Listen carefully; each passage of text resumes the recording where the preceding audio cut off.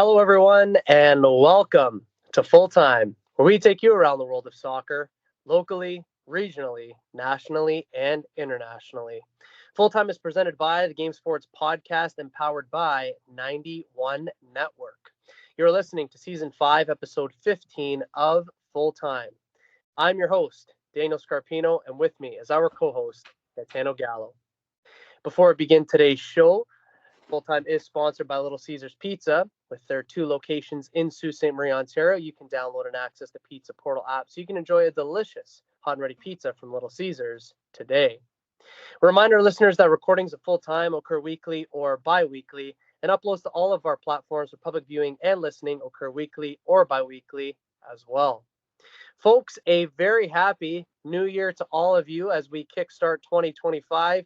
G, how are you, my friend? Up until the snow started coming last night, I was doing pretty fantastic. Scarps, but how about you? I'm doing good, man. Started the new year on a positive note, and we're here today on January 2nd at the time of recording, so all is good in my books, and I'm looking forward to our first show of 2025 here today. In today's show, we are going to talk about the January transfer window, Europe's Big Five, and the Carabao Cup. As always, if anyone would like to listen to our previous content, please check us out at Full Time on the Game Sports Podcast and 91 Network. And without further ado, Gitano, and to everyone who's taken the time to tune in here today, let's kick off. We get today's show started with a discussion and a brief look at the January transfer window. The January transfer window has officially opened as of Wednesday, January 1st. So at the time of recording, it opened yesterday, and it is going to close on Monday, February the 3rd. So, G, we are incredibly early into this window, just a matter of 2 days. But this next month is going to be an opportunity for clubs to buy, sell, and loan players. What can we expect from this transfer window this month, in your opinion, G? I don't think it's going to be as hectic as the summer was. I don't see a lot of big money moves being made. So it's a typical January transfer window thing, not just this one specifically, but typically the big money moves happen in the summer. It's just a lot harder to justify spending that money in January, and it's a lot harder for teams to find replacements in January. So it kind of complicates everything. So I expect it to be, I don't want to say quiet, but I don't think it's going to be anything kind of extraordinary. Yeah, there probably won't be anything groundbreaking, but I think for some clubs specifically, there's going to be a few key additions that they're going to be looking to bring in, and that'll be the ones that most people in the world of football pay attention to. And for you, Gitano, what are the most interesting transfer rumors that you have been hearing and reading about as of late? Because again, we're only 2 days into this thing. Basically, nothing has happened yet, but as we know, over the next 30-odd days, that things are bound to happen. Yeah, so I'm going to start at home with Manchester City. Obviously looking for a center back. I've been looking for a new one for the last couple of windows.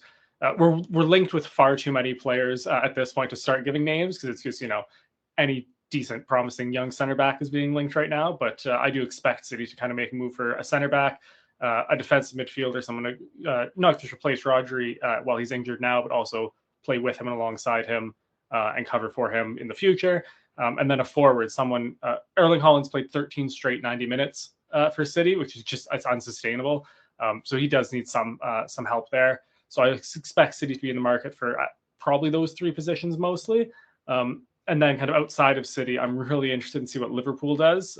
2 huge free agents coming up in the summer, in Trent Alexander-Arnold and Mo Salah. The rumor is that Real Madrid aren't even going to wait until the summer. They're going to try and sign Trent Alexander-Arnold kind of a cut rate deal, or going to try to anyways, try and get a kind of cut rate deal here so Liverpool can at least get a transfer fee for him instead of losing him for free in the summer. I'm interested to see how that plays out. And then Mo Salah, either, there's no real contract talks with Liverpool right now. Where does his future lie? I'm really just interested to see how that all plays out. Me too. And the rumor mills are all starting to swirl around Liverpool amongst many clubs in the world of football. And I'm going to just take it in a different direction, a very biased direction. And I'm going to go the route of Arsenal for the biggest rumors that I've been hearing, because basically we've been linked with every single striker and attack. Like I got linked with the club the other day. I'm gonna rhyme off some of the names that have been discussed in the media as of late that Arsenal could potentially be in for, or who have said that Arsenal is interested in at least having a conversation with. Ademola Lookman, Mohamed Kudus, Danny Olmo, Marcus Rashford, Victor Gyökeres, Jonathan David, Canadian by the way, Alexander Isak, Johan Bakayoko, Evan Ferguson, Arda Güler, Dusan Vlahovic, Victor Boniface, Martin Zubimendi, who apparently was in for City, might be in for as well potentially. Rejected Liverpool in the summer also. Yes, exactly. Brian Cuomo, Antoine Semenyo, Randall Colomwani, Nico Williams, Javi Simons, Morgan Gibbs-White, and Alex Baina. Those are just some of like the main names that Arsenal have been linked with. So if we don't get one of these players or somebody that's going to improve our attack, mainly from the striker position, I'm going to be very disappointed. And I think in order to challenge Liverpool, which we're going to talk about here in just a moment's time, I think that it's going to be crucial for Arsenal to do something this window. But the window is good and well open. And when do you foresee, Gitano, that moves might start being made and the discussions are really going to start ramping up? Typically, it's in like the second week. That's kind of when all the, and maybe not the deals not like finalized, but I feel like that's when the gears really start turning on most of these deals. It also lets the clubs play a couple games in January, and unfortunately, like sometimes you get someone gets injured, or you see kind of a glaring weakness in a game that you go, okay, like now we actually need to go and get that forward, that defensive midfielder. So yeah, I would say it's going to be kind of not quiet this week, but it's going to be rumblings, and then I would assume like next week it's really going to start picking up. I'm with you on that. And the nice thing about our show here on Full Time is that over the next month, we are going to highlight all of the major transfer moves in the world of football. So everyone that listens and watches to our show is going to get 3 updates regarding the January transfer window. And again, you can get that right here on Full Time. And we're very much looking forward to keeping everyone up to speed with this month's transfer window. Let's now move things along to Europe's Big Five, and we will begin with the English Premier League. The festive period is officially over as regularly scheduled games begin once again this weekend following a 1 game per week format. As things stand to begin the calendar year, it's Liverpool who is top with 45 points. Arsenal is second with 39 points. Nottingham Forest is third with 37 points. Chelsea is fourth with 35 points. Gitano, Liverpool still have that game in hand as that Merseyside derby got canceled. It's tentatively rescheduled for February the 11th, although it's not been confirmed yet. That being said, if you look at it purely from a statistical and theoretical point of view, Liverpool have the chance to go 9 points clear if everything remains the same as it is right now. And again, assuming that they win that rescheduled fixture. So what could be said right now for the league leaders, Liverpool, and everyone else who's chasing them?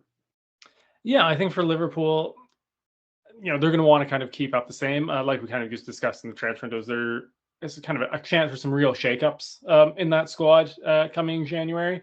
And even if it's, even if Mo Salah and Trent don't leave in January, if they agree to a pre-contract to leave in the summer, that could cause some serious, shockwaves in that dressing room and on the pitch.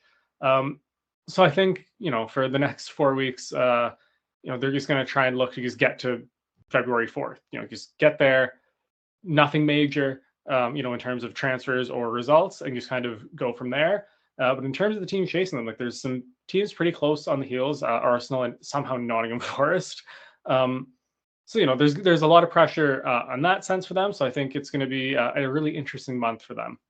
I think so as well. And again, it always seems to be the case, and you can attest this more than anybody, when you're the team at the top of the table, it's almost that the rumors intensify because they want, people want to see the drama, right? They want to see the shakeup. So the fact that Liverpool is experiencing this as a team that's chasing Liverpool, I quite like it. But to be in that position, again, I'll let you speak on it. But all of those rumors, that has to weigh on a squad, and then it comes into effect of how big your mental toughness is, isn't it?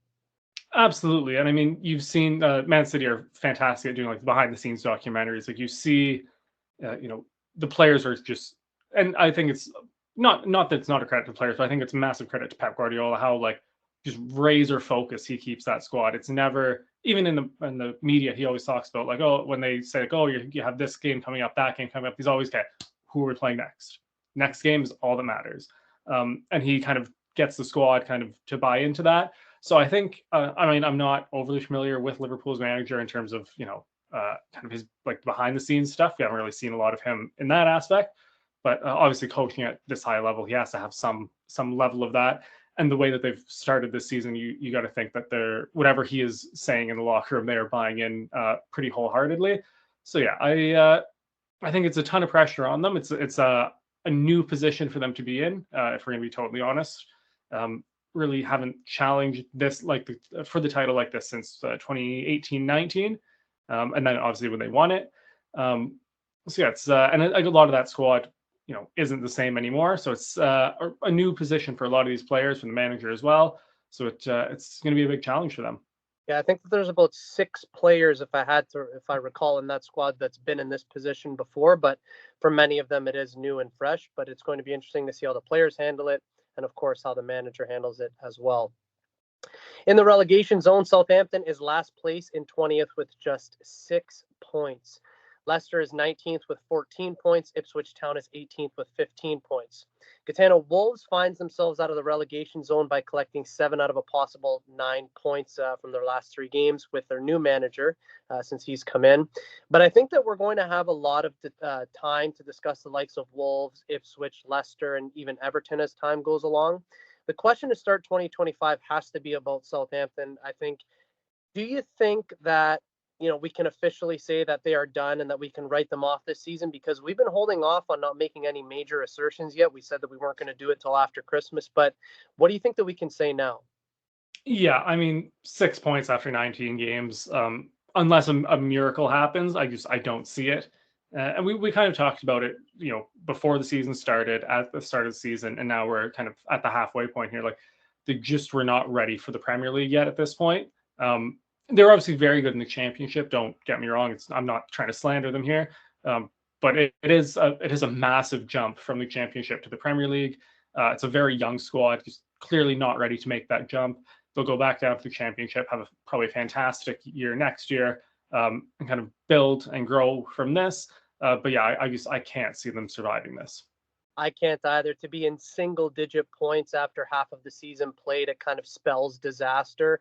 So I think our first major show for 2025 is to say that Southampton is bound to be relegated for sure. Italy Serie A keeps us on the edge of our seats as it has done all season long. It's a tie right now at the top of the table between Atalanta and Napoli, who both have 41 points and are only separated on goal difference at this moment in time. Inter is behind them by only a single point, but they also have that game in hand that they still need to play. Lazio, Fiorentina, and Juventus are all trying to catch up. Gitano, no team challenging at the top of the table right now in Serie A can afford a slip-up, can they? God, no. And just with the next couple of fixtures, there's some matchups between those 6 teams, which it's still slightly too early to say title deciding, but can really change the landscape of this title race for sure. Yeah, and we always say it in the world of football that you can't win the title, before Christmas, but after Christmas, that's when all the telltale signs come out. So this is going to be a huge, huge month in Serie A. In Spain's La Liga, it's a turn of events as we approach the halfway point in the season. It's Atletico Madrid who have gone to the top of the table with 41 points to their name. Real Madrid is second with 40 points. Barcelona slide down to third with 38 points after they have only picked up 1 win in their last 5 games. Athletic Club is fourth with 36 points. Gee, we've been talking about it for literally months. We're waiting for that Hansi Flick bubble to burst at Barcelona. Can we officially say that has happened?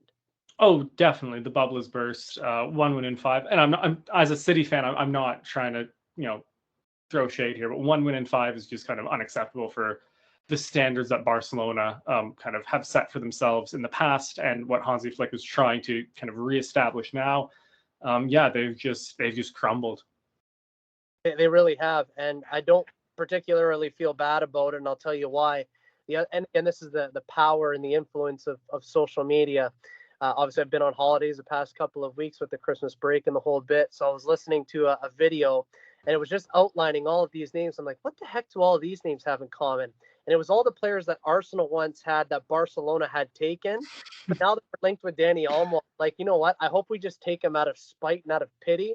But I'm not mad that Barcelona is on this dip in form. So the fact that Atletico Madrid has gone to the top. We figured that they were going to have a great season. They had probably the best summer transfer window. I think that's what we said in the summer. They were amongst the best. Real Madrid doing what they do.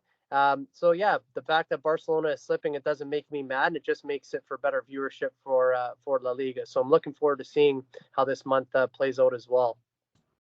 Out in Germany, it's the Bundesliga, and it's Bayern Munich who remain top with 36 points, but it's Leverkusen who are in fine form and are closing in on the league leaders. They have 32 points. Frankfurt and Leipzig are joint third with 27 points. Gitano, is Leverkusen starting to make their move now? Yeah, they're starting to look like the Leverkusen of last season. Xabi Alonso's got them playing fantastically again. And yeah, it just feels like after a slow start, they're kind of cranking up the gears here and really looking to give Bayern Munich a good challenge. I would love to see it. I really would, because again, we don't want to have just one team run away with it, but would love to see that level of competition as this new year kicks off here. And in France's Ligue 1, things are exactly as we left them, with PSG holding a 10-point lead at the top of the table above Marseille and Monaco. Gitano, games in Ligue 1 resume at the weekend here. What can we expect in the first month of 2025? Yeah, we didn't really speak about them with the transfer market, but I expect a quiet summer or January window for PSG here. Again, they're trying to, I don't want to call it organically build a squad, but they're trying not to just load it up with superstars and just kind of build a real team. So I don't think, with the way that they've been playing, obviously Europe aside, they've been horrible, but domestically they've been playing really well. The team is gelling. I really don't think it's going to be too crazy off the field for PSG, and I think that's going to translate to kind of the same pattern we've seen for so far this season, where they're just kind of keep rolling over in Liga. Yeah, I'm with you, man. I think it's going to be sooner rather than later, pure domination, if it hasn't already been. But yeah, again, changing the approach of just not having superstars in that team, and like you said, kind of organically building that team from the ground up, younger players, these sorts of things. So again, I think it's going to be relatively quiet for them this January, but they're just going to be plugging and ticking along in Ligue 1. We now shift gears to the Carabao Cup. The semifinals are about to commence, and these games will be played over 2 legs, as we mentioned in our last show. Let's preview each of these matchups here and now. First, it will be Arsenal up against Newcastle. Gitano, it's 2 legs. It's 2 teams aiming to get into the final of this competition. Who gets there and why? I don't want to do this to you, Scarps, but I feel like this isn't the competition that Arsenal have all their eggs in the basket for. I feel like they're going to play, a slightly rotated side. I'm gonna say, for our listeners and viewers will see it, but like a slightly weaker side. It's the Premier League is really the main focus for Arsenal right now. But I think for Newcastle, not being Premier League title challengers and really kind of wanting to get that first trophy under this new ownership, I think they are going to go all in on this. It's going to be close. I would expect maybe 1 goal difference. I would honestly not even be surprised if it went to extra time or penalties over the 2 legs. But I think Newcastle are just going to squeak it. In fairness, even though it goes against my team, I actually like your reasoning. To me, it actually does make a lot of sense. I am obviously going to go the other way, and I am going to say no for a bunch of different reasons. But the main one being, I think in terms of momentum building, if Arsenal is going to catch Liverpool, I actually think that they need this. Maybe not necessarily to win it, as strange as that might sound, but I think they do need to get to the final at minimum to kind of give them that bit of confidence, that bit of momentum as the season sort of ticks along. Obviously, the big injury to Saka, there's a few other players that are out. I think that the squad will be rotated slightly, but there's been some players as of late who have been stepping up. Miles Lewis-Skelly, Ethan Nwaneri, all of these types of players. I think that there's going to be minutes to be had, but I think that the players who come into that rotated side, to your point, I think they're going to step up huge. So I am going to take Arsenal, and of course you will take Newcastle. In the other semifinal, it's Tottenham and Liverpool who will battle things out. Gitano, this one should be entertaining, if nothing else. What do you foresee happening in this one? I think this has the potential to be a bloodbath. I really think the way Tottenham have been just awful the last couple of weeks. They've been played off the park by just about everyone they've played. They're just terrible. And Liverpool are in fantastic form. I think they're going to want to get this first trophy under the new manager, kind of light a spark under their season. So I think Liverpool, this is going to get ugly. I think this could be won by 4 or 5 or 6 on aggregate, truly. Well, and hey, I don't blame you for that. And there's a lot of talk, actually, not regarding the Carabao Cup, but Liverpool playing against United this upcoming Sunday at Anfield. People were saying that it's not that they think it will happen. I don't think it will happen, but it's not inconceivable to think that Liverpool won't dust Manchester United 8-0. Like it's possible that could happen. You know what I mean? If Newcastle could finish, they could have put 8 past United last weekend. Right. And it is one of those things, to your point, because right now we're talking about Tottenham and Liverpool. The reason why I bring up that United game against Liverpool this upcoming Sunday is that if Liverpool can do that against United, it's not inconceivable. It's really not inconceivable to think that Liverpool can't do that against Tottenham, given how poor Tottenham have been and how good, Liverpool have been. So, yeah, I think that this could be an aggregate score of like 8-3, 7-2, something like that. So I'm also going to take Liverpool for the reasons that you mentioned. And again, I respect Ange Postecoglou as the manager of Tottenham. I actually quite like him. I've got no shame in saying that. And there's still some very good players on Tottenham. I got no shame in saying that either. But Gitano, I don't think that the style of play, I don't think that they could play that over 2 legs against Liverpool and win. Maybe in a one-off game, but over 2 legs, I think they'll get found out. What do you think? Absolutely. Like you said, in a one-off game, there's a chance that they could, get that result, get some lucky breaks, squeak it out. But over 2 legs, Liverpool. Because even if Tottenham squeak the first leg, get a 1-0 victory, a 2-1, like in the second leg, Liverpool are going to come out and they're going to score 3 or 4 or 5 because Tottenham's defense is that bad. And I also just think that Tottenham doesn't have the offensive spark to match that. So yeah, I think, like you said, over one game, there's maybe a bit of a better chance, but over 2 legs, they're going to get crushed here. Yeah, I'm totally with you. So, Gitano, our predictions are as follows. You're going to take Newcastle and Liverpool to make the final. I'm going to take Arsenal and Liverpool to make the final. And a reminder to our listeners that the Carabao Cup semifinals will be played again over 2 legs, the first of which will go on January 7th and January 8th. And then the second leg will be played on February 5th and February 6th. This is Daniel Scarpino and Gitano Gallo, and you're listening to Full Time on the Game Sports Podcast and 91 Network. A reminder that Full Time is sponsored by Little Caesars Pizza. You can download and access the Pizza Portal app from any of the 2 locations in Sault Ste. Marie, Ontario. Have a delicious hot and ready pizza from Little Caesars today. Ladies and gentlemen, that is Full Time. As we bring today's show to a close, we want to thank you all for being with us. G, our first show of the new year, and it has started off strong. Well done, sir. Change the date on the calendar, but we just keep rolling here. You got it, man. We keep on rolling. A reminder to our listeners that the next episode of Full Time will be recorded the week of January 20th, 2025. In that show, we will take a look at Europe's Big Five, the Champions League, and the January transfer window. As always, we'll keep everyone in the loop with all the happenings in the world of football. For weekly content, make sure to hit like, follow, and subscribe to all platforms of both the Game Sports Podcast and 91 Network on YouTube, Spotify, Apple Music, Facebook, Instagram, X, TikTok, Podbean, and Spaces at SueToday.com. For Gitano Gallo, my name is Daniel Scarpino, and thank you for tuning into Full Time. We look forward to seeing you at kickoff next time back here on the Game Sports Podcast and 91 Network. Best always.